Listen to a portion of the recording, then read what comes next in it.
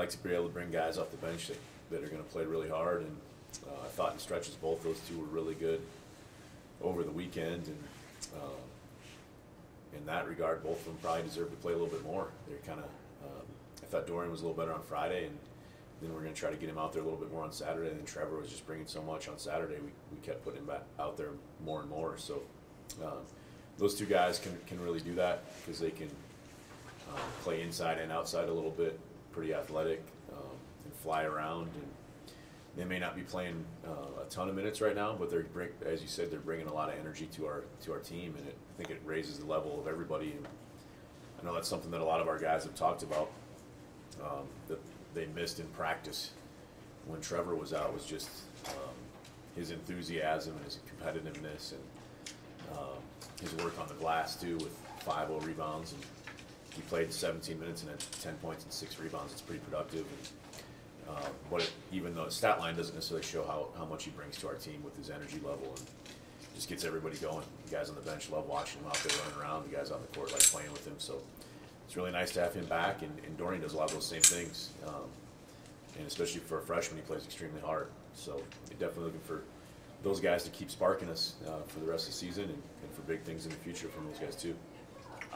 So you don't turn the ball over. You're third in the nation in fewest turnovers committed, and you shoot it well from the free throw line.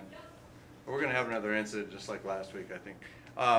Do you think those are two things that will really help you as you get into postseason, not turning the ball over and shooting free throws well?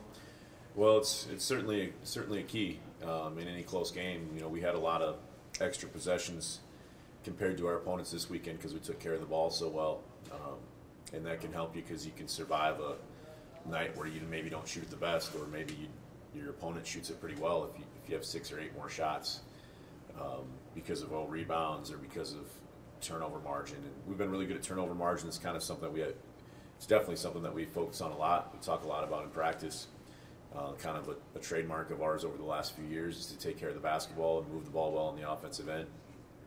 So it's part of our identity, I think, is the ability not only to not turn it over on the offensive end, but also to move it well on the offensive end and make the extra pass. And I thought at times we were really good at that again this weekend, probably better than we had been the few weeks before that. So, and then any close game free throws are going to be key. So those are certainly two good things that can translate into postseason success. And then, you know, the other one on the other end of the court is just guarding hard, contesting shots, and teams that don't turn it, and then teams that can guard on the other end usually have a lot of success, especially at the end of the year. And I thought we were better defensively as well in stretches this weekend. We were really, really good, and rotating better and covering better for each other.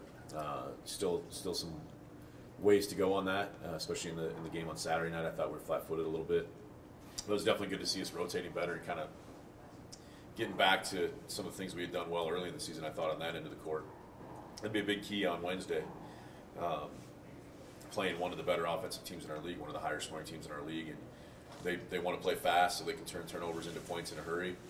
We played them earlier this year. We turned it a few too many times and allowed them to get in transition. So I think that will be a big key on Wednesday, and I think it'll be a key as long as we keep playing, is take care of that basketball, get great shots, and then that allows you to set your defensive transition and guard a little better in the half court.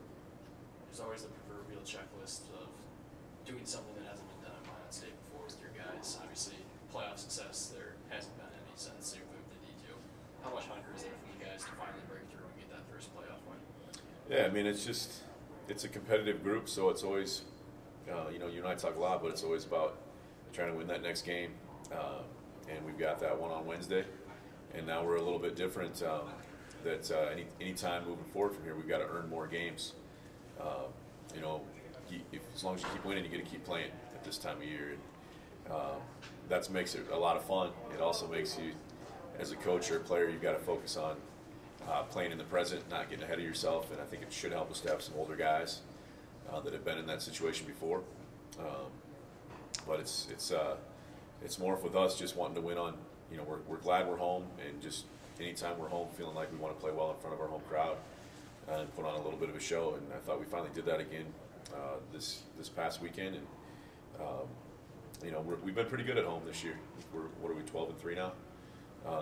So it's a big deal for us to be here tomorrow night. We're definitely excited about it, and especially being a doubleheader with the women's team. We haven't done that before. Speaking of things that haven't happened, we haven't had that doubleheader at home for the playoffs, and I do think that's a good step forward for both of our programs to host that, and that's the goal of every program. Is, you know, when we came into this league and into this division, you want to be, you know, you want to every year try to be a top half team, and then mix in some great years here and there. And it's been a lot of work, hard work by a lot of people to make that happen. So definitely proud to be home tomorrow night. I hope we have a great crowd. Hope we have a lot of people out from the community to support us, because we've got an exciting women's team and we've got an exciting men's team as well. What about this year's team, like, gives you that chance to take that step forward that you guys haven't had so far in Division II? Yeah, I think we have some experience. You know, we've had guys that have gone through those battles. That have been in a lot of. We have some guys that have been through those battles that have played, you know, on the road, at home, in playoffs before.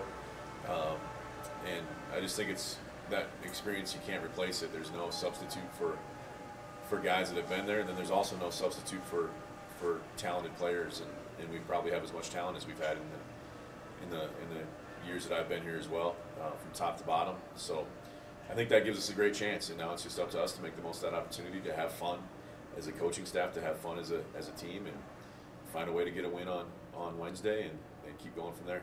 In terms of Upper Iowa specifically, they kind of seem like the team to score 85, give up 80. So is on one end, they're hard to stop defensively, but on the other end, there's probably some things you can exploit on offense. Yeah, I mean, I think they're, like you said, I think they're among the top scoring teams in the league and the top scoring allowed, or points per game allowed in the league. So they want to get up and down. They want to score baskets. They do that with the best of them. They're going to allow some as well. You know, so it's up to us to play a little bit more of our game. We probably don't play as fast as them. We want to throw it inside a little more than them, maybe. But it'll be up to us to execute our game plan. And when we've done that this year, we've been pretty good. And we've got to play to our identity, not get wrapped up in theirs, and trying to run and gun and outscore them, because they're good at outscoring people. We've got to have a defensive mindset. You know, we're good at that at times in this season, and lock in on that defensive end, because they're really talented. They have a lot of guys that can put the ball in the basket in a lot of ways. It's going to be a fun challenge for us defensively, I think, to get them slowed down a little bit. You know, keep them in the 70s, we probably have a great chance to win tomorrow. If they score in the 80s or 90s, then it's going to get a lot more interesting, I think. So, in our defensive transition, our half-court rotations, all that stuff that you start doing right away at the start of the year as a coach, those things will all be a little extra important tomorrow night. But it's going to definitely be a fun game, and I think it's going to be a great atmosphere. So definitely excited just to get out and coach tomorrow. Could one of the better opportunities for you guys offensively come with the big men that you have that have a lot of range, per se, like Rudy and Akiba? They don't have to camp in the paint all game to be effective. Yeah, we have a lot of versatility. I think that's been one thing with our team. It's not, you know, we have a lot of guys that have been pretty consistent throughout the year, but also from game to game, we have a lot of guys that maybe Tyler's led us in scoring one day, or David, or Russ, or Ricci. So we have a lot of guys that can score depending on how a team affects us defensively. And you know, we could see man tomorrow. They played box and one on Tyler the first time we played them. We'll play some teams that trap the post. So see a lot of things different defensively. Different teams want to take away different things. Different teams probably think one guy or another is the key to stopping us. So it's just up to us to play our game. And the nice thing is we have other guys that can score. Besides just those two even, and we have guys that can score in a lot of different ways. So we're pretty versatile offensively. We shoot a high percentage, and as we said earlier, we don't turn it over a lot. So I think that end of the court will be fine. We just got to really focus in on that defensive side, and from here on out, that's what's probably going to win or lose games for us, is how hard we can guard and how many stops we can get.